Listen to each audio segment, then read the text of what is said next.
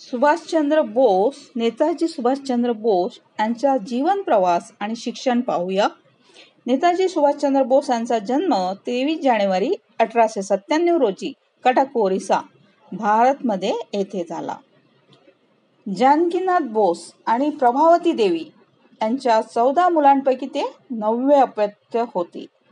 तसेच बोस यांचे कुटुंब बंगाली आणि श्रीमंत होते आणि त्यांचे वडील एक यशस्वी वकील होते. बोस यांनी कटकमधील प्रोटेस्टंट युरोपियन शाळेत शिक्षण घेतले आणि नंतर कलकत्त्याच्या प्रेसिडेन्सी कॉलेजमध्ये तत्वज्ञानाचे शिक्षण घेतले.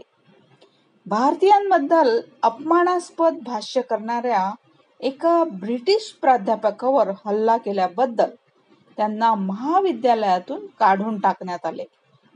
तसेच करिअर आणि राजकारण पाहूया, यामध्ये त्यांची काय भूमिका होती.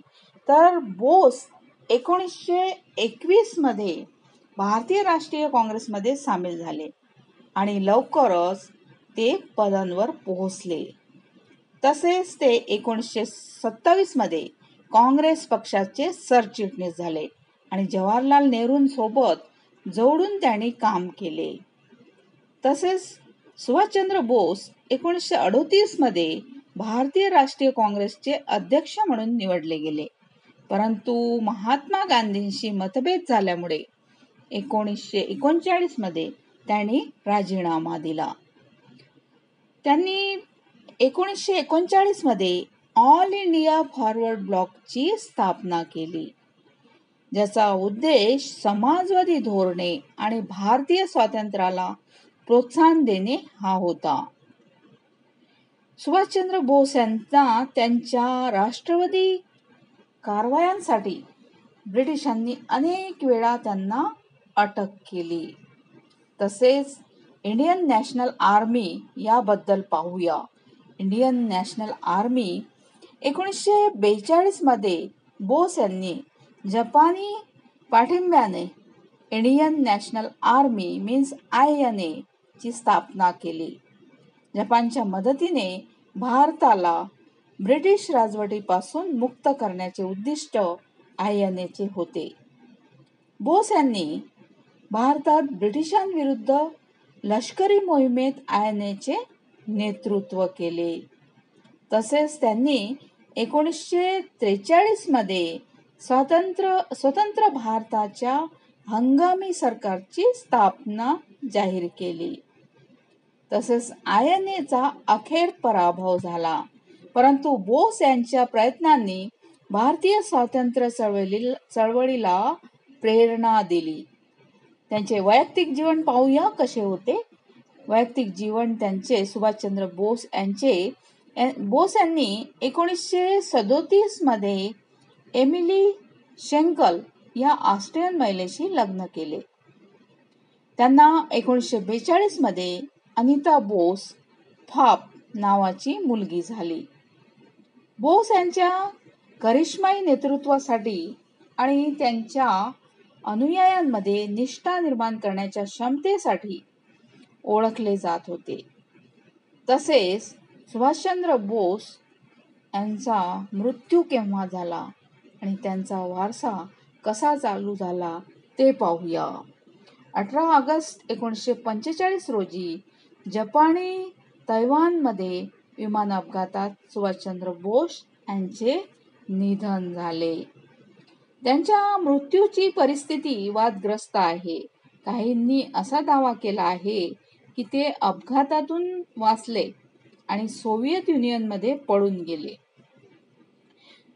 आता स्वातंत्र्य चळवळीतील त्यांच्या भूमिकेसाठी बोस यांना भारतात राष्ट्रीय नायक म्हणून ओळखले जाते.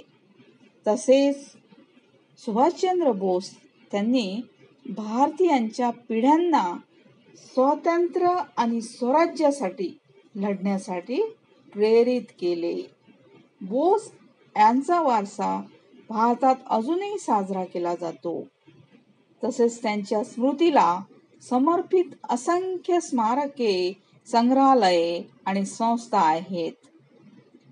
आता इतर प्रमुख तथ्ये पाहूया काय आहेत त्यांच्याबद्दल. तर स्वामी विवेकानंद आणि महात्मा गांधी यांच्या शिकवणींनी बोस प्रभावित झाले होते. तसंच ते महिला हक्क आणि सामाजिक न्यायाचे एक मजबूत समर्थक होते. सुभाषचंद्र बोस यांनी द इंडियन स्ट्रगल आणि अ फिलिपिनोज प्रेयर यासह अनेक पुस्तके लिहिली.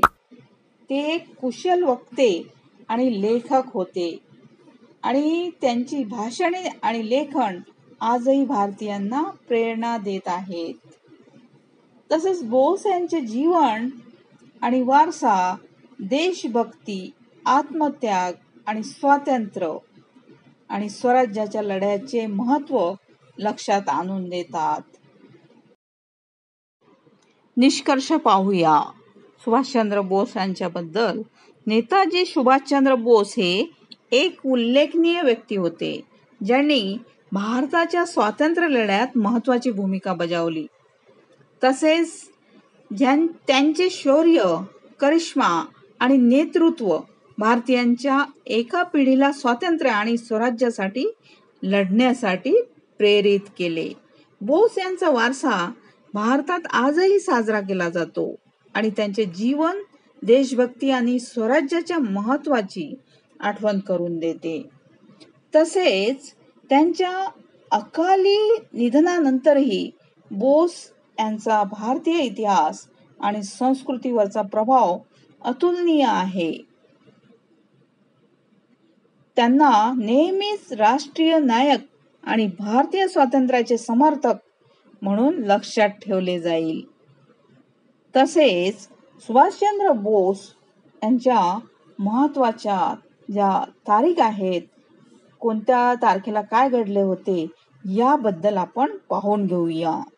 तर 23 जानेवारी 1897 रोजी नेताजी सुभाषचंद्र बोस यांचा जन्म झाला. तसेच 1921 बोस यांचे भारतीय राष्ट्रीय काँग्रेसमध्ये सामील झाले. 1938 मध्ये बोस यांची भारतीय राष्ट्रीय काँग्रेसचे अध्यक्ष म्हणून निवड झाली.